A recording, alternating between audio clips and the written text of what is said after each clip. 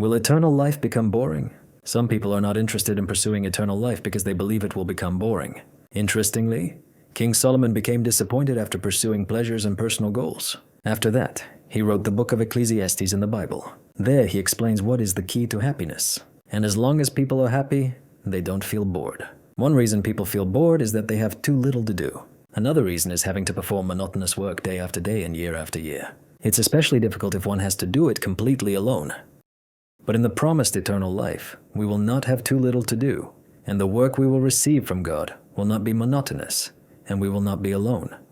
Then life will never become boring. Interestingly, King Solomon understood how God has arranged life for people so that we could be happy. He came to understand that God has given people work to keep us occupied, so that we wouldn't become bored. See here what he wrote in Ecclesiastes chapter 3, verse 10. I've seen the occupation that God has given to the sons of men to keep them occupied. Yes, we can agree that being occupied defeats boredom. Then in verses 11 to 13, King Solomon continues about God.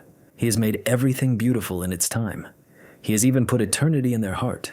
Yet mankind will never find out the work that the true God has made from start to finish. I have concluded that there is nothing better for them than to rejoice and to do good during their life. Also that everyone should eat and drink and find enjoyment for all his hard work. It is the gift of God. In these verses, King Solomon says that happiness comes from being occupied with work-growing food and from doing good. Doing good is basically being generous, eating together, and sharing delicious food with each other. Unfortunately, few people today can find such joy, since few people in this modern world have the opportunity to grow their own food. Instead, most of us buy our food, and it's usually not perfectly ripe, fresh, or healthy. It is then not at all as satisfying as it could be. Again in verse 22, King Solomon says that work is essential for happiness. Here he says, "And I saw that there is nothing better than for a man to find enjoyment in his work, because that is his reward." But working alone is not as encouraging as working with a good companion. We know that. King Solomon knew that too and wrote, "Two are better than one because they have a good reward for their hard work." Again in chapter 5 of Ecclesiastes, King Solomon says that happiness in life is from working hard to have plenty of good food. That is how people should be occupied, and then time would just fly from day to day and from year to year.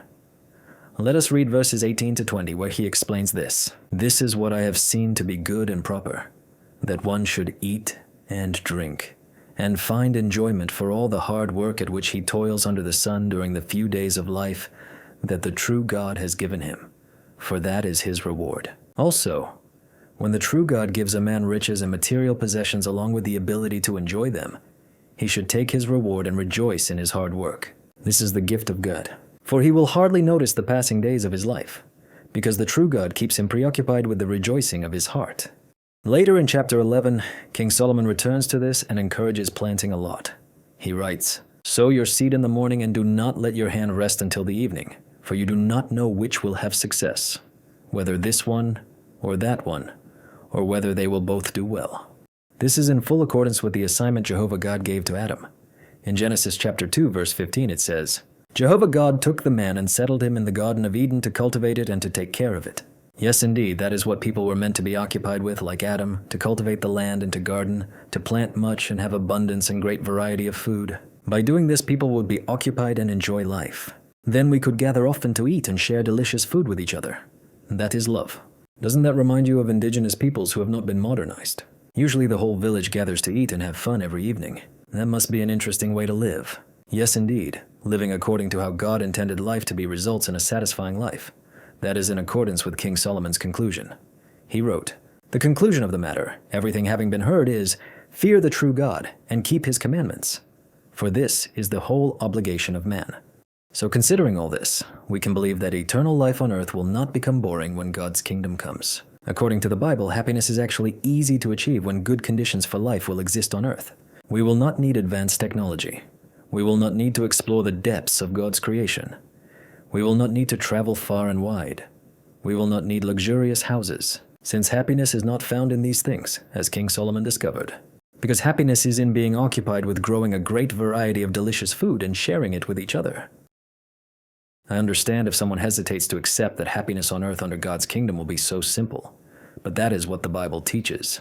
So I hope you look forward to new heavens and a new earth where righteousness shall dwell. Thank you for watching, and we'll see each other again next time.